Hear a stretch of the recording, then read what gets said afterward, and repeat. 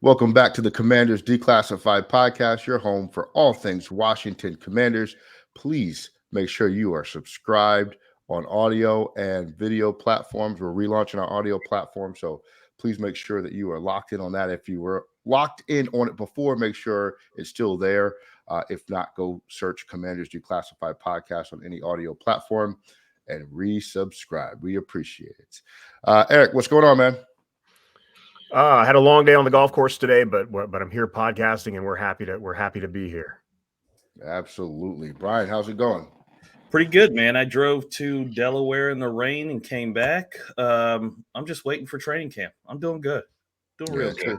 We've officially hit that part of the season where you need to start seeing stuff on the field, right, to continue conversation. But Delaware is one of my favorite states in the Northeast, so hopefully you enjoyed it. Did you get to the beaches? No. Visiting customers, so no beaches. Okay. All work, no pleasure.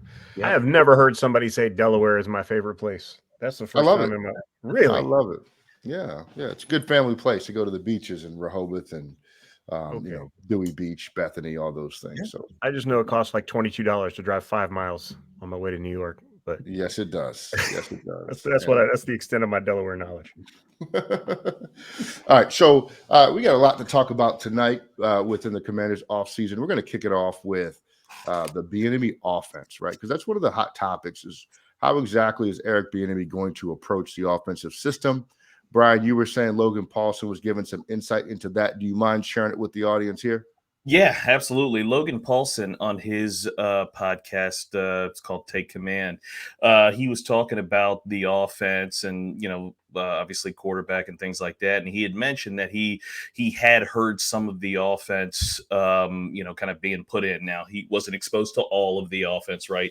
He's not, he doesn't need to learn plays or anything like that. So he's not learning all of it. But from what he did hear and see, it's essentially the Kansas City offense that they're installing, right? That's what Eric Bieniemy has been in the last 10 years, has been that Kansas City Andy Reid offense, and then his own influence in that offense. So it is going to be the Kansas City offense. All those concepts, kind of the how modern it is, how adaptive and ability to kind of adjust it is.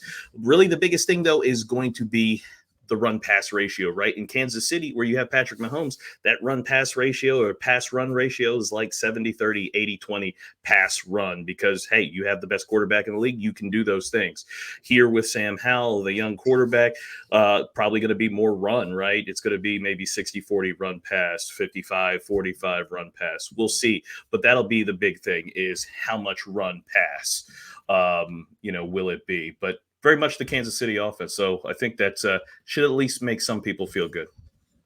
And I think if you listen to Ron's comments in the offseason and you look at some of their moves in the draft, that, it really leads you to believe that it's going to be very run heavy, very, very run heavy. But Eric Bieniemy hasn't really called plays for any significant portion of time. And so we don't really know what his play calling is going to be like. And of course, situation matters. We're in a division that with teams that can really put up points outside of the Giants. I'm not yet convinced on their offensive capabilities, but the Eagles can put up numbers. And they just added more pieces to their offense this offseason. Dallas, if Dallas can do anything, they can score some points. They have CeeDee Lamb. They have Dak Prescott. They like to throw it deep. We'll see what Tony Pollard is, but he looked really good out of the backfield last year. So one thing this offense is going to have to be able to do is put up more than 19 points. Eric, with the offensive personnel that we have, do you have any concerns with us being able to put up that amount of points? No, we should have been putting up way more than 19 points the last 2 years. I mean, I think the offensive coordinator was holding this team back tremendously the last couple of years. It was inexcusable that an offense with this much talent at skill positions, even with what we had at quarterback, these guys weren't being put in positions to score. It was way overdue for Scott Turner to be replaced. So I think the skill positions, with any kind of steadiness. I know not all of us are excited about the quarterback position even this year, but with the same guy for 17 weeks, I mean, how much better can this team just be with that if there's not a rotating cast of quarterbacks? And Bieniemy and Howell have a full offseason to work together. So yeah, I mean, this offense, I would think I would like to see minimum 3 touchdowns per game offensively. preferably more than that. I'd like to see this offense get up around 24, 25 points a game. And the defense to kind of hold firm with what it's been doing the last year. There's no reason why they can't do that. There's no reason why they shouldn't have been doing that. So absolutely, this team can be not necessarily a juggernaut on offense, but this team can be much more effective on offense than it's been in recent years. Yeah, and I think you said it. The key is like this offense can be better even without substantially better quarterback play. We were significantly worse than what we should have been, but everybody else saw it but Ron Rivera over the years. And hopefully, at a minimum, Eric Bieniemy and his creativity in the run game leads to more points, and we'll see what he can do with the quarterbacks on the roster, how much he can get out of them. That to me, it's just it's obvious, but it's the most intriguing storyline with Eric Bieniemy being a running back, right, by nature. And you saw the interview with Brian Robinson Jr. and Julie Donaldson talking about how well he relates to Eric Bieniemy, and Bieniemy relates to the running back room because that's his natural position. But what does Eric Bieniemy do with the quarterbacks, and how much does he work with them, and how hands-on is he with the quarterback room? I think there was some evidence of that with Patrick Mahomes in Kansas City. Of course, there were the reports that he and Mahomes didn't get along, so it's really hard to tell being on the outside looking in. But I think it's going to be one of those things that develops as the offseason goes on. But we'll know before the season starts what's his role and how much he's involved with the quarterback room. Who is our quarterbacks coach? Remind me, guys. Tavita Pritchard. He came from Stanford. He was the OC quarterback coach there. So Tavita Pritchard, more of a younger guy, certainly not a what's the other guy? Ken Zampese, not as advanced as him. Zampese's still around though. He's a senior offensive assistant or some nonsense. Yeah. So I guess he'll still have a presence there as well. Yeah, he'll be resigned to scouting tape and watching advanced tape of opponents and stuff like that. Would you guys have preferred if Bieniemy had grabbed somebody off of Kansas City staff to be more intimately involved with his quarterbacks? Or are you guys okay with the Stanford move? No, I mean I don't trust Kansas City assistants. I mean, Andy Reid is everything when it comes to that offense. So that's why I'm still not 100% sold that this is going to be like a tremendous team offensively this year, because we just don't know about Bieniemy. But based on prior years and prior experiences with guys coming out from under the wing of Andy Reid, they haven't always worked out to be the best players, or the best coaches rather, when they have to stand on their own. So I'm fine with not plucking more people off of Kansas City staff. Yeah, for me, the assistant that I wanted from Kansas City staff, it was Eric Bieniemy, right? If he is who he says he is and who everybody thinks he is, then we got the guy. And not to backtrack or anything like that, but when we're talking about our offense last year, like even bad teams accidentally scored 30 points, 35 points last year. Even bad teams did that. We never did that. We were always at that 19, 21 point every time. Like even against the Texans, one of the worst teams in the NFL, we still couldn't break that barrier there points wise. And like that should have been a game we got 38, 40 points on there just because they were that bad, but we could never do it. So to me, Eric Bieniemy really has to be that X factor. Like he's the best free agent. He's the best draft pick that we got. And if he doesn't pan out, it's going to be rough all the way through this season. So he's the guy that really kind of needs to bring everything in, right? He's the rug. He's got to tie the room together. Nice reference. And I think, when you think through the different positions on the roster, there's some guys that I think are going to benefit more from Bieniemy being here than others. I think a lot of times people look at Terry, but I think Terry's been able to survive pretty well, regardless of the offensive coordinator is. Is there a guy, maybe a lesser known guy, that you think is really going to benefit from Bieniemy's presence here, Eric? A guy that's been here previously. Yeah, I mean, I don't know if he's lesser known, but I mean, I would have liked to have seen what a Cam Sims could do here. But no, a guy who's, maybe a little bit lesser known, Armani Rogers, one of the tight ends, Curtis Hodges, based on what we've seen from our, I think I might have stole Brian's, I'm sorry. But based on what we've seen out of Kansas City's offense, what they like to do with the tight end position, obviously neither one of those guys is anything close to Travis Kelce, but see what kind of production he could get out of those guys, maybe even a John Bates, right? Like just see what he can do creatively in the passing game to get the tight ends more involved. So any of those guys might benefit outside of the running back position. That's probably my most likely. Yeah. Brian, what about you? It's got to be somebody along this offensive line. If it's like a Sam Cosmi or, somebody else, I'm going to say probably Sam Cosmi. He's kind of the biggest question mark. Can he start? Can he play guard? Is he going to stay healthy? And when you look at what we were doing last year, we were asking our guys to pass block 5-7 step drops, and it wasn't working out. The group wasn't good enough at doing that. So I think Eric Bieniemy is going to come in. He took a guy like Andrew Wiley and made him a really good starting right tackle because he was able to understand what kind of blocker he is. Hey, we need to protect him. We need to call the quick game a lot more. We need to have these guys doing 3-step drops and protecting for shorter amounts of time, that kind of thing, more zone blocking. So I want to see if he has an effect on Sam Cosmi, because he's a second-round pick. Like there was, we really thought that he was going to be the right tackle of the future, and then slide over and left tackle when Leno's gone. And he hadn't been doing any of those things. He's just been hurt most of the time.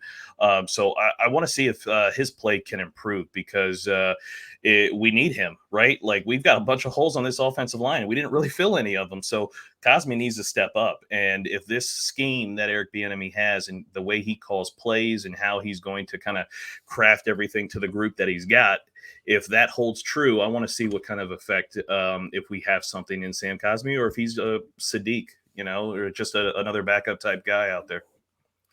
Yeah.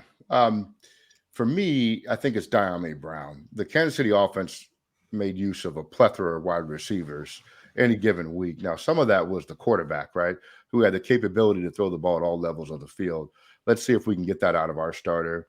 But Bieniemy has flashed at times the potential he showed at North Carolina, which is taking the deep ball and making something out of that play, which has been missing in great magnitude from this offense since Rivera's gotten here. Now, last year, I think we had a little bit more success with it, with the arrival of Jahan Dotson at some points throughout the year, and Terry McLaurin. I think those two played off each other really well, but you saw the potential from Donnie Brown in some games when Lynch was in there. I forget which game it was specifically, but he had 2 deep touchdown passes, which was really nice to see. And it's something that in order to be an effective offense, you have to be able to stretch the field consistently.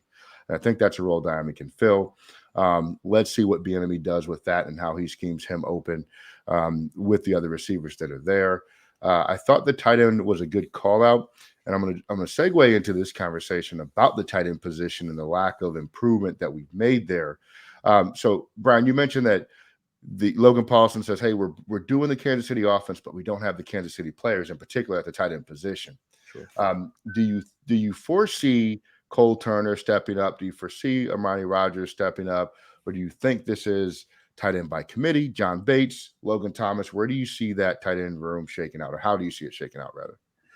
Yeah, I think with Bieniemy, you're going to see a much more detailed approach to everything, and then especially with the tight end position, right? Like, I don't think you're going to see Cole Turner trying to block Kayvon Thibodeau in the run game, right? He's going to understand, okay, blocking, it's probably going to be John Bates. Athleticism, catch radius, okay, let's see what Cole Turner, let's see what Armani Rogers can do, and I think you're going to see one of these guys step up. One of the kind of knocks I remember reading about Colt Turner coming out of college was his ability to stay healthy. We saw that last year. He couldn't stay healthy. He missed a bunch of games and stuff like that. So I don't know if he'll stay healthy. I don't know if any of these other guys are going to stay healthy, because they all got banged up throughout the year. So, I think one of those guys, and the guy that I'd like to see step up, is Armani Rogers. He looked, I was talking with Eric earlier when we were getting set up here.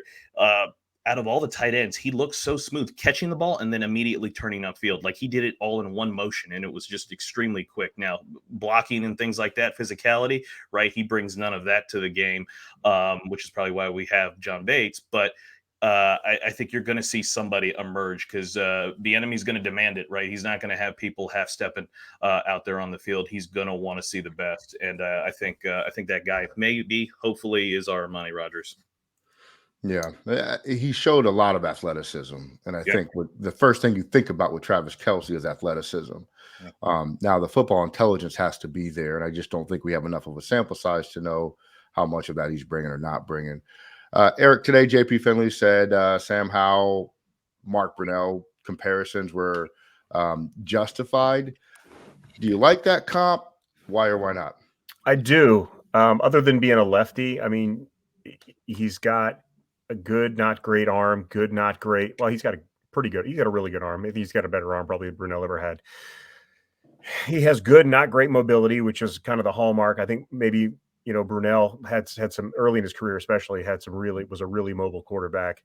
And he was a not elite, but solid to good NFL quarterback for a good number of years in Jacksonville. Wasn't always the most accurate passer, but they were also chucking the ball down the field quite a bit back in the day in the NFL passing game, and defenders were allowed to mug receivers, so you can't really compare apples to apples on things like that. But no, I think that's a pretty fair comparison. I think we've talked.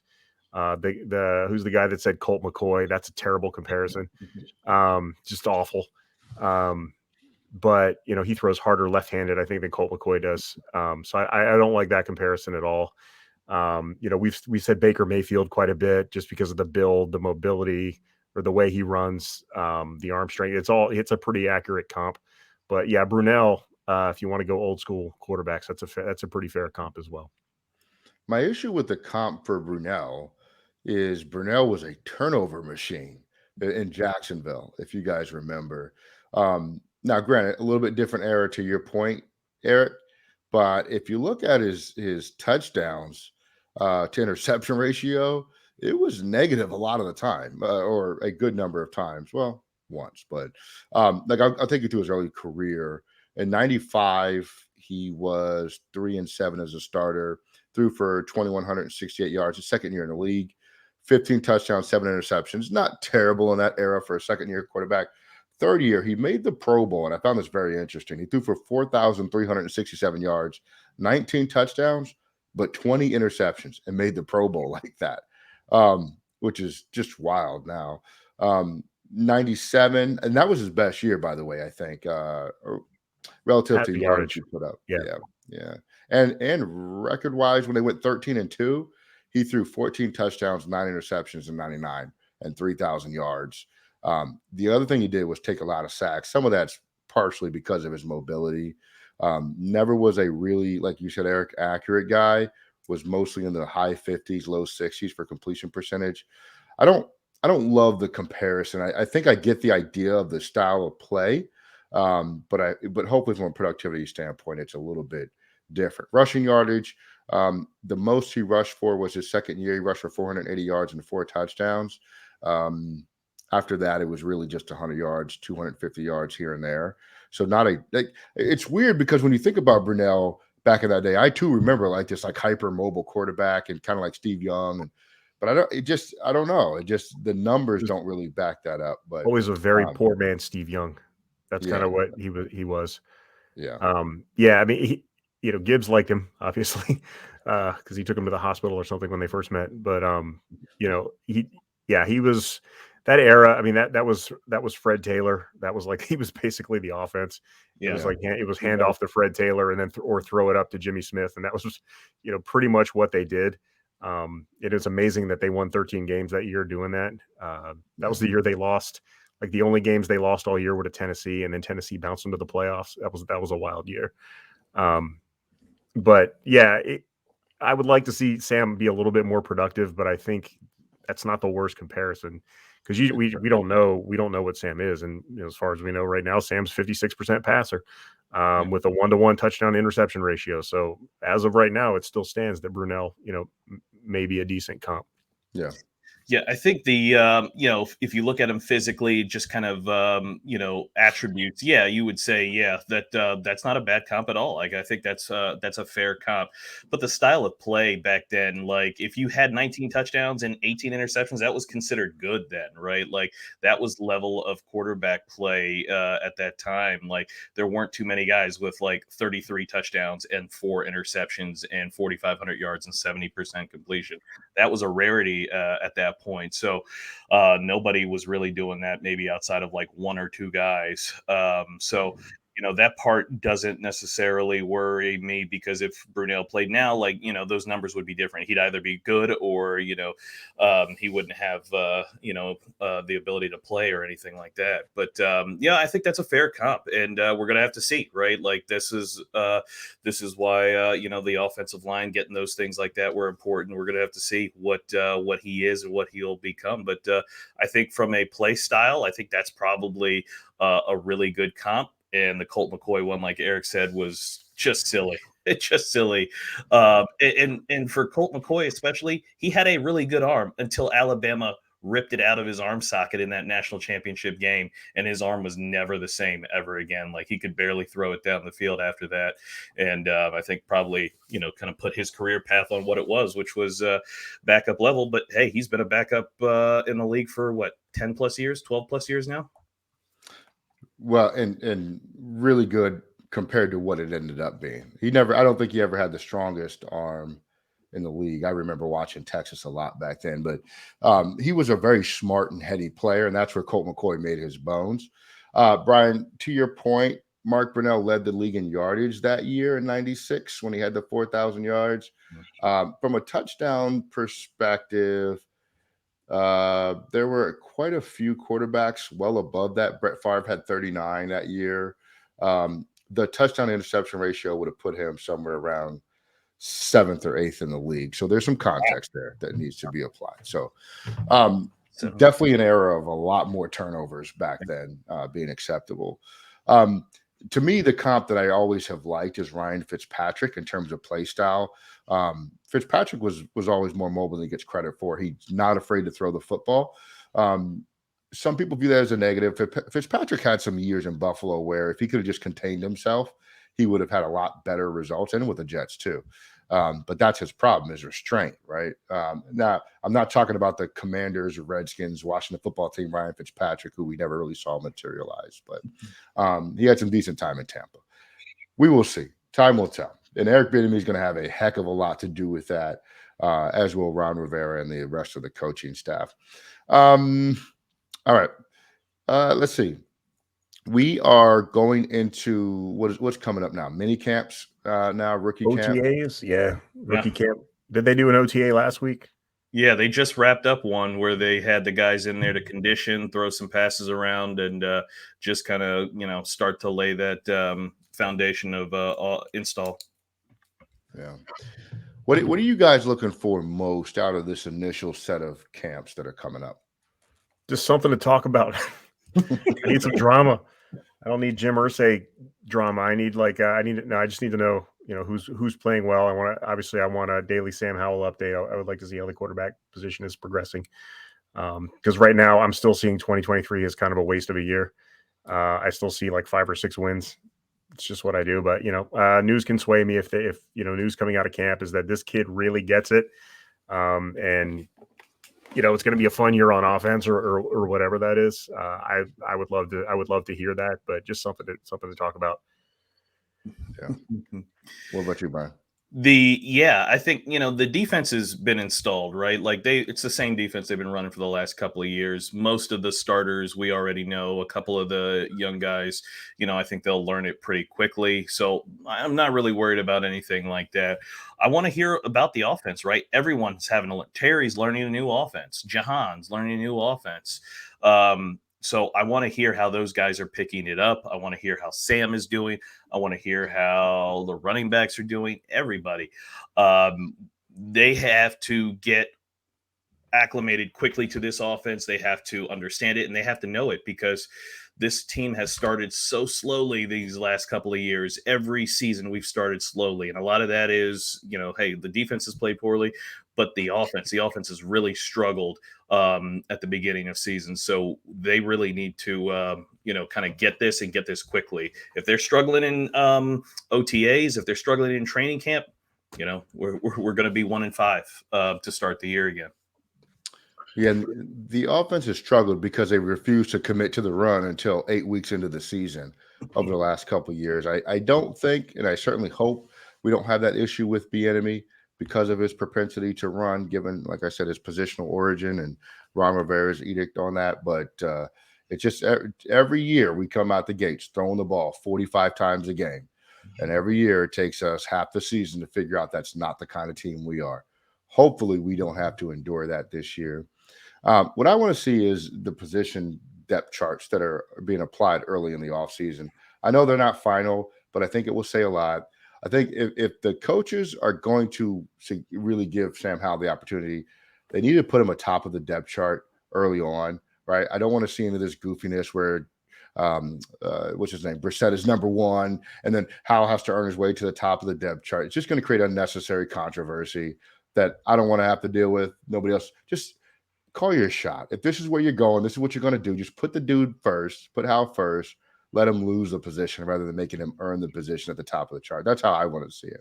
From the running back perspective, I'm still curious about how the rotation is going to change, if at all, and what's going to be impacted by the draft pick and what kind of progression Antonio Gibson can make within Eric Bieniemy's offense. I felt like Scott Turner was a terrible run offense schemer and as well as a play caller. We talked about the one run play that didn't really suit anybody's style on the team.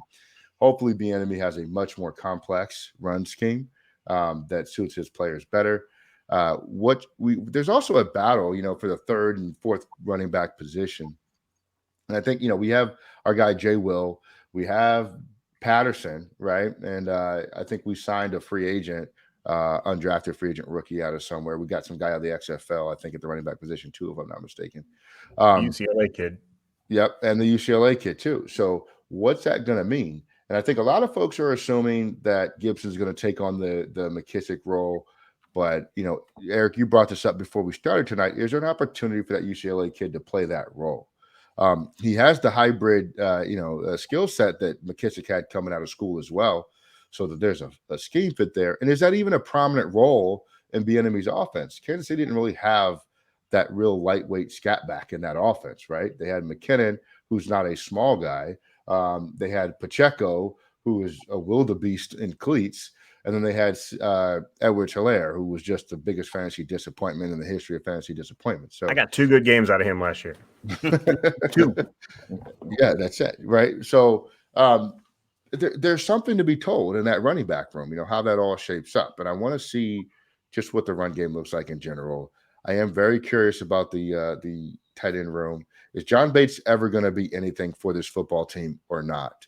We saw some flashes his rookie year, and then it was injury, and not a lot of production. So I'm curious about that. Defensively, what are they doing with the linebackers, right? Are we starting 2? Are we starting 1? Are we starting 3 somehow? And who's going to play the middle linebacker versus, being the outside backer? So I do want to see that. I think we assumed that Jamin Davis was going to progress into that middle linebacker role and hold that position down with Holcomb gone. But I know that the Burton kid has talked about playing that position as well. So we'll see what goes on there. Outside of that, I think you're right, Brian. The defense is what it is. And Del Rio is going to keep doing his thing. The question going into the season will be, can you persist that level of defensive play year over year?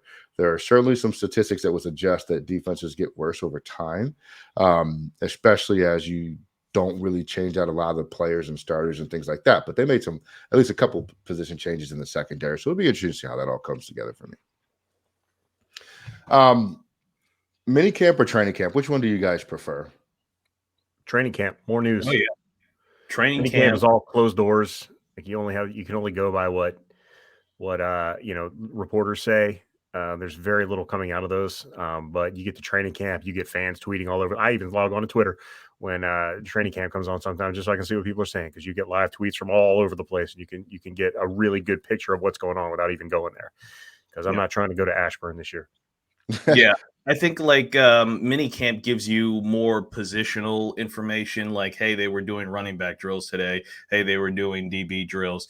I feel like training camp, we get more information about the full team, the first team offense running drills or running plays, or the first team defense running plays. And that's what I want to see. I want to see how these units are working together and how they're progressing through the summer. Like that's what it's about, because that's what we're going to see on the field come Sunday. So training camp all the way.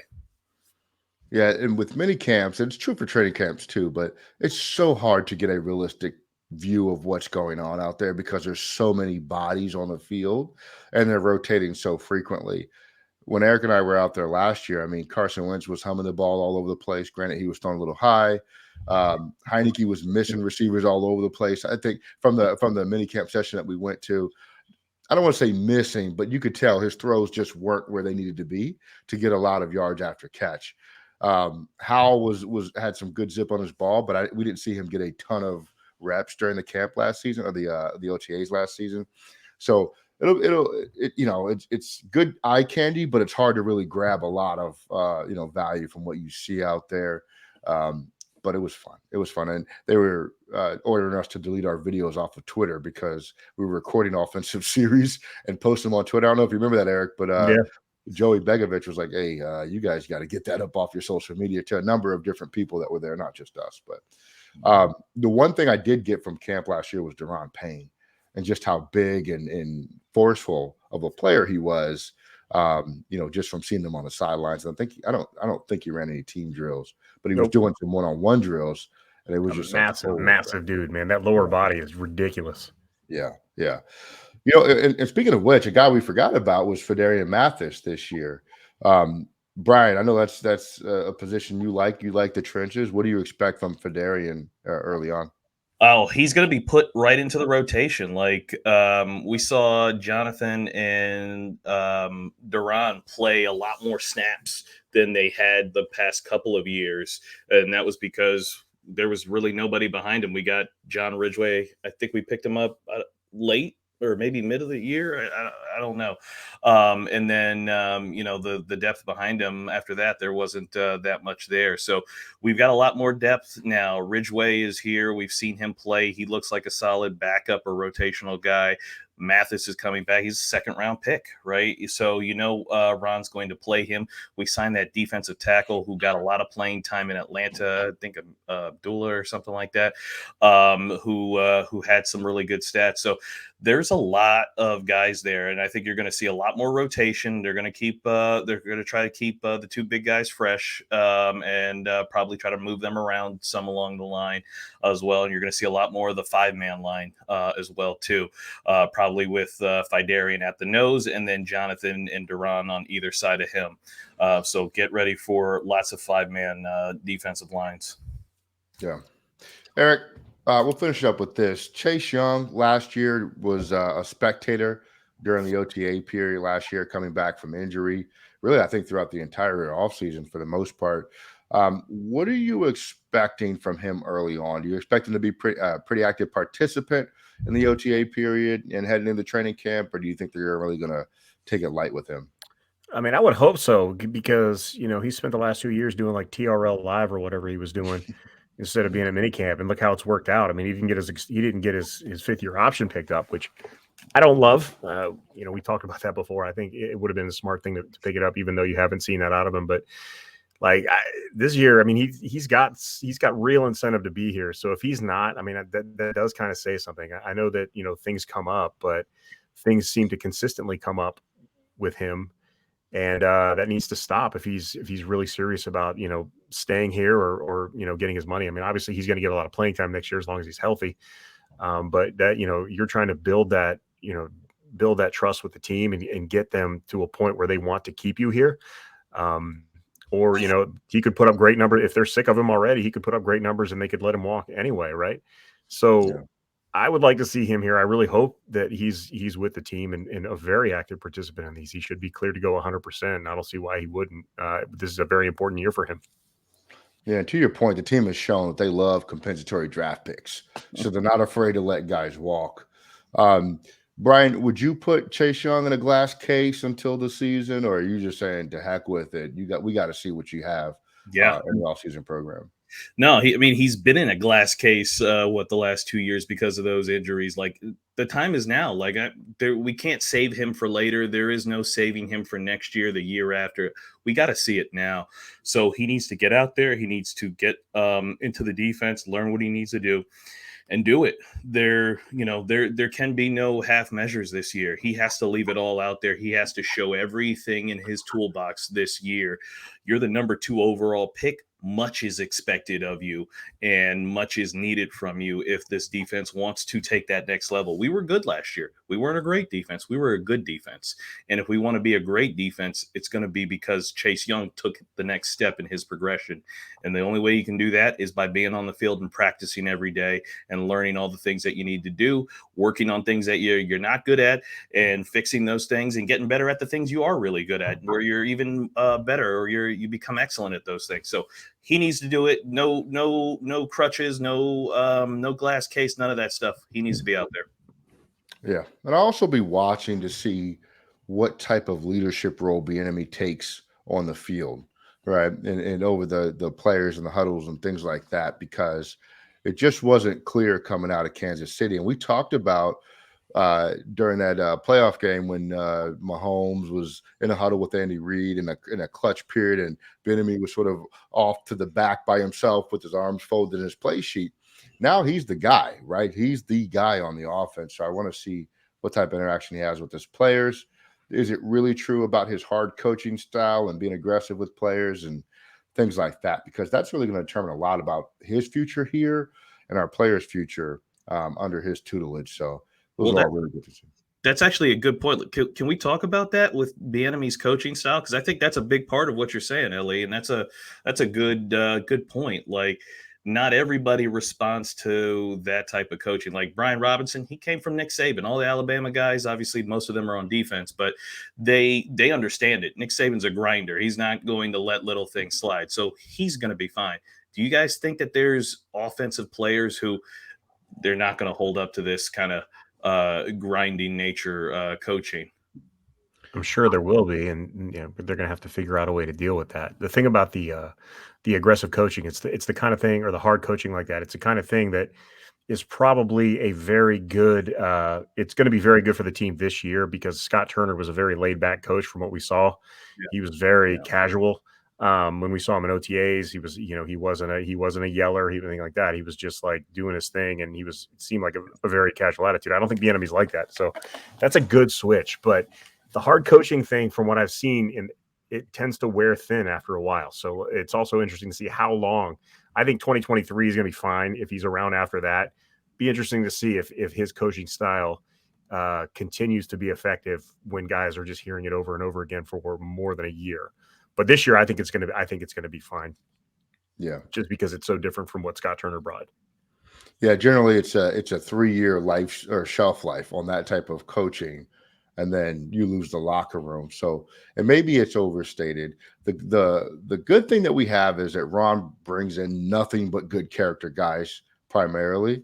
And so I think generally those guys with the type of background that Rivera looks for should be relatively fine with that, even over the long term. But as you get high draft picks, sometimes what can come along with that, right? Egos and things like that. So it will be very, very interesting to see. I trust our receiver group to handle it, though. I don't really have a concern with most of the folks on the offense. We'll see about some of the linemen, and as if we start to bring in high-priced free agents too. That'll be interesting, right? Because, hey, they already got their rep in the league and they made their money and they don't want to be told what to do or yelled at because they're already a star. But we don't have any of those guys right now. So a lot of homegrown talent on the roster, which is not a bad thing, so we'll see. In my mind, also, the position groups are generally going to be okay because they have their position coaches are generally the buffer between the offensive coordinator and them for the most part. So like the offensive line, the receiver group, the offensive coordinator and the quarterback tend to go hand in hand. And then, how quickly does the act wear thin with the position coaches that are the buffers, right? Like how long do those guys last that are Bieniemy? So, it will be interesting to see for sure. Yeah, the moment we see sideline blowups between coaches, it's going to be a big deal. I hope we don't see that, but the one thing that's just sticks in the back of my mind is that Bieniemy and Mahomes blow up on the sideline. I just don't want to see that here. After that Allen and Payne situation on the sideline, and you know what everybody thinks about our franchise because of the Dan Snyder situation. I just don't want any of that. Not to say that I assume it's going to happen. I just want to make sure we don't have it, but we'll see. It'll be fun to watch and see how it unfolds. Eric, any final thoughts? Can't wait for the season to come, and the year is flying by, so it's going to be here in no time. Looking forward to it. We still got lots to talk about before the season starts, though. Yes, indeed. Brian, final thoughts. Final thoughts. The audio feed is back. It's better than ever. Go and resubscribe. Subscribe if you haven't. Website commanders247.com. YouTube channel is there as well. I'm ready for training camp. I need it now. All in for week 1 of OTAs, right? So, Yep. We'll see how it goes. Yep. Thank you for listening, watching. Make sure you subscribe. Tell somebody you love about our podcast. Happy Mother's Day to all the mothers out there that check us out. And fellas, make sure you do something nice for your lady and your mom this weekend. They deserve it. They have earned it. Make it happen. Commanders Declassified is out of here officially. We'll see you.